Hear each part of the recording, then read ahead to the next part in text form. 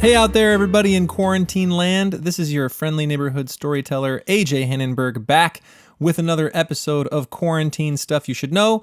I'll make my intro here brief. If you are new to the podcast, please go check out our other content. It's classical stuff you should know usually, and there are three of us. This is just something I'm doing by myself during quarantine to keep everybody from going totally bananas.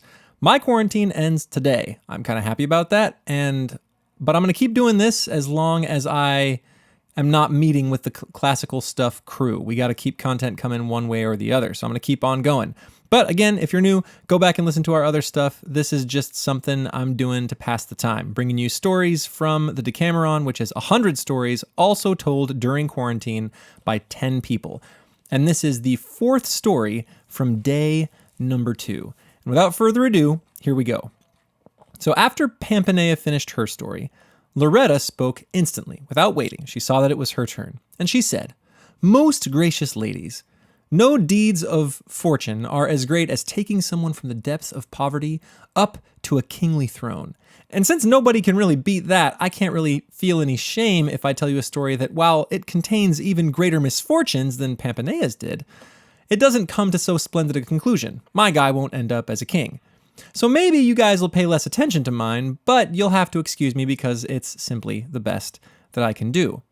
So they say between Reggio and Gaeta, which is one of the best parts of Italy, there close to Salerno is the Amalfi Coast, which houses many small towns. One of those towns, Ruffalo, which today has many rich men living there, but back then used to have a very rich man named Landolfo Ruffalo. Landolfo Ruffalo, I think that's right. Who was really extraordinarily rich, but he wasn't content. He wanted to double his wealth. And so he decided to make a little venture for himself. So he made all the necessary preliminary calculations that merchants make. He bought a very large ship, loaded it with merchandise of all sorts bought with his own money, and then sailed it to Cyprus. And when he arrived and tried to hawk his wares, he found that other ships with exactly the same kind of merchandise had also just arrived. So he found out that not only did he have to sell his merchandise for cheaper than he was planning, but by the end, he was practically just giving it away, bringing him close to ruin. He was distressed. He finally decided that the only way to restore his losses and return home not a destitute man was by means of piracy, and he was going to do it or die in the attempt. He was determined not to go home a poor man.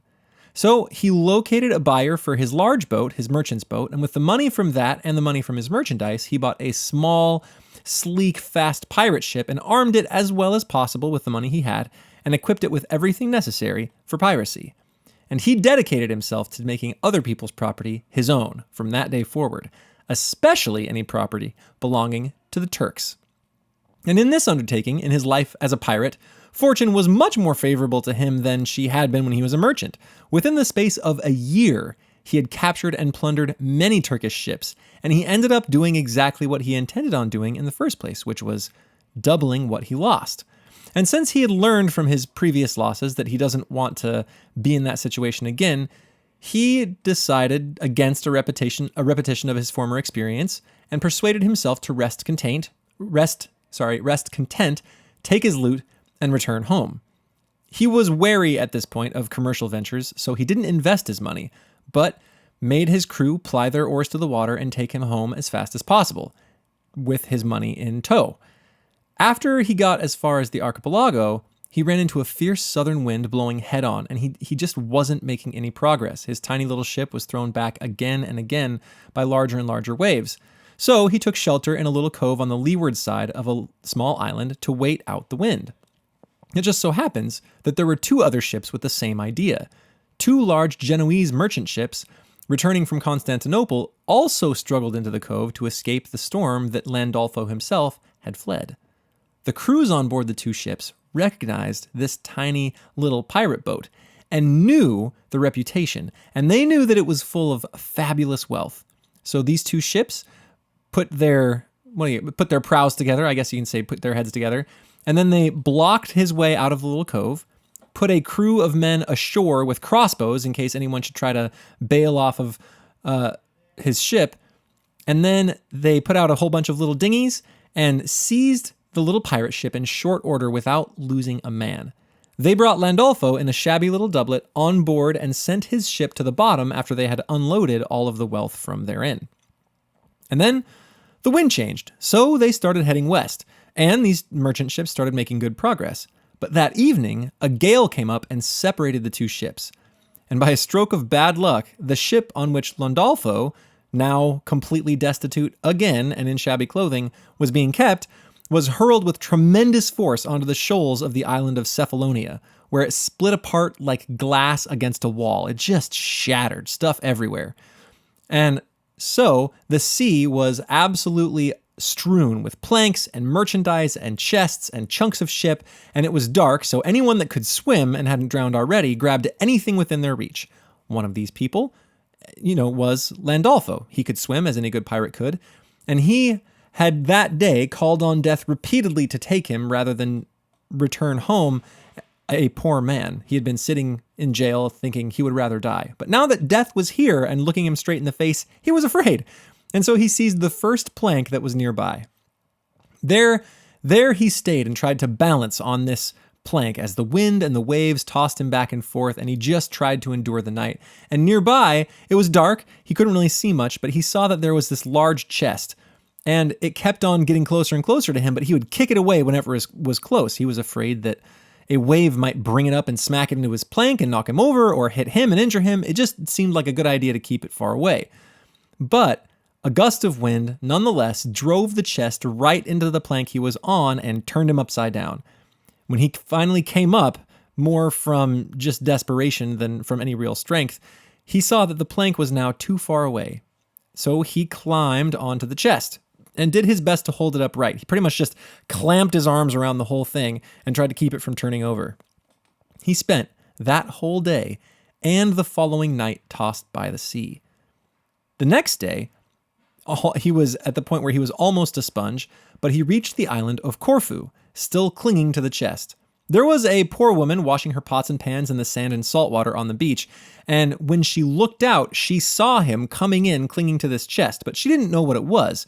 And so, thinking it was some sort of sea monster or something, she ran off. But she kind of looked back, and as it came closer into shore, she made out a pair of arms. And then she made out a head, and she made out some legs, and finally realized that it was a poor fellow clinging to a chest. Poor Landolfo could barely see, let alone speak, so he had no way of reaching out to her.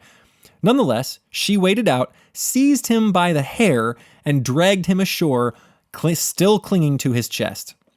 When she got him there, she, with great effort, pried his arms away from the chest, handed the chest to her young daughter, and put Landolfo in a hot bath where she rubbed him down and washed him in the warm water and just really spent some effort there to get his body back to actually functioning, and eventually some heat and strength returned. And so she cared for him. And at the point where he was okay to take nourishment, she gave him wine and sweets to try to bring some strength back. And it was a few days where he stayed, and she did her best to get him back into working order. By the time that his strength did return and he finally figured out where he was, she thought it'd be best if he was on his way. So she thought to herself, I should just give him back his chest and make him fend for himself. I'm poor, there's nothing he needs to do here. So she did. She gave him the chest and told him to essentially buzz off. Well, Landolfo picked up the chest, and unfortunately it was really light, and he was like, stink. And maybe it would pay his expenses for a couple of days. When he finally got it open, he found that inside were many precious stones. Some were in settings, some were not, and he, from being a rich man and a merchant, recognized instantly that they were all extremely valuable. And he knew that Fortune had cruelly made him her target twice, so he feared a third interference from the goddess Fortune. So he took all the stones out of the chest, he wrapped them in old rags, and then he went to the woman and he said, "Dear woman, I will happily trade you this chest, which I no longer have use for an old sack, if you'd like that trade." She thought that was a great idea. Sack for chest, makes sense. So they made the trade. He took the sack and the stones and boarded the first boat to Brindisi. And then he traveled along the coastline until Trani, where he ran into some cloth merchants who turned out to be fellow townsmen. He told them everything, save, of course, that he was carrying a whole cache of jewels, and he pleaded with them to give him a new suit of clothes so he could get out of his rags. They also lent him a horse, and found him someone to take him all the way back to Ruffalo, which is what he just wanted to do at all costs. He just wanted to get home. When he finally arrived, Landolfo thanked God for having brought him there, and then he started to look over the stones, and he found that they were so numerous and such high quality that even if he sold them for less than they were worth, he would still end up a very rich man. And this he did. He finally found some buyers, and it ended up that it doubled his money. It was twice than he had originally sent out with. And so he sent the lady in Corfu a tidy sum for having taken care of him, and he did the same for those merchants in Trani who gave him new clothes. And at this point, he was very tired of all money-making endeavors, and so he gave up thought of being a merchant, kept the rest of the money, and lived on it in prosperity for the rest of his life. And that is the story of Landolfo the pirate. Okay, I hope you enjoyed the story. I will try to come back with one tomorrow. I got a busy day, but I will do my best to have something for you. Anyway, this is AJ Hannenberg with Quarantine Stuff You Should Know, signing off. Stay safe out there, everybody, and my prayers go out to you. Bye.